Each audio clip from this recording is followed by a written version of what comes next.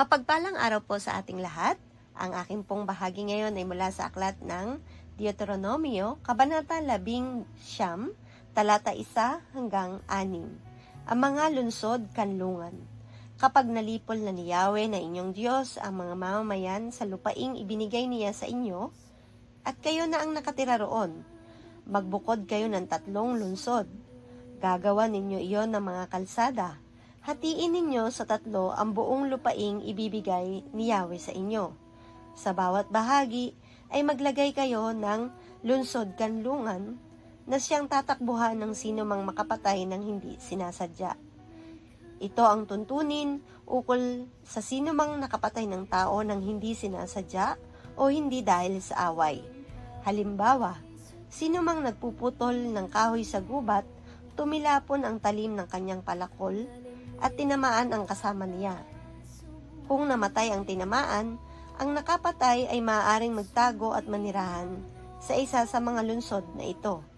Kung hindi siya makakapagtago agad dahil malayo ang lunsod kanlungan, baka siya ay patayin ng kamag-anak ng namatay bilang paghihiganti dahil sa bugso ng damdamin.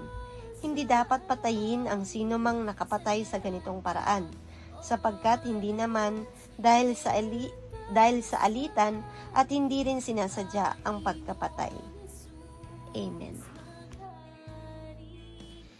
Isang mapagpalang araw pong muli sa ating lahat. Samahan niyo po akong muli sa pagbabahagi ko ng salita ng Diyos. Sinasabi po dito sa 11 na kabanata ng Deuteronomio, versikulo 7 hanggang 11. Ang mga taguang lunsod. Iyan ang dahilan kaya ko kayo pinagbubukod ng 3 lunsod. Kapag malaki na ang nasakop ninyong lupain sa dakong ipinangako ni Yahweh sa inyong mga ninuno, maaari pa kayong magbukod ng 3 lungsod kung susundin ninyong mabuti ang kanyang kautusan at iibigin siya ng tapat. Sa gayon, maiiwasan ang pagbubo ng dugo ng mga taong walang kasalanan. Ang kamatayan ng walang sala ay pananagutan ninyo kay Yahweh. Kung ang pagpatay ay binalak, hubungan ng alitan, at ang nakamatay ay magtago sa isa sa mga lungsod na ito. Ito po ang mga salita ng Diyos. Salamat po sa Diyos. Amen.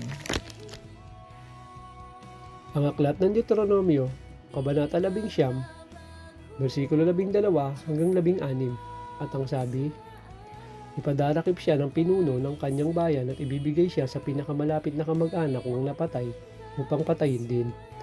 Huwag ninyo siyang kaawaan, kailangang alisin sa Israel ang mamamatay taong tulad nito, sa ganoon makakapamuhay kayo ng matiwasay.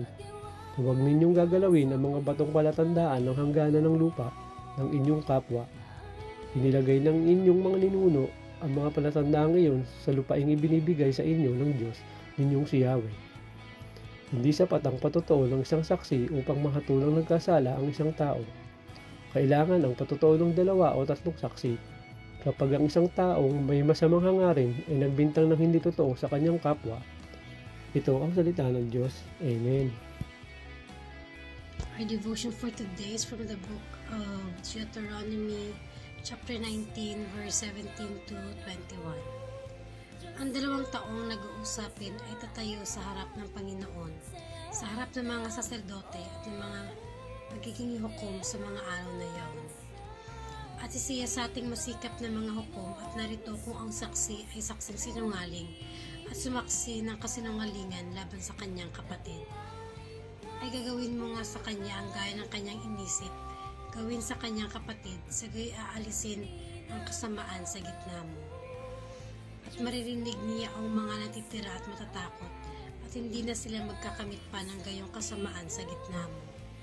At ang iyong matay huwag mahahabag, buhay kong buhay, mata kong mata, ngipin kong ngipin, kamay kong kamay, paa kong paa. This is the word of God. Amen.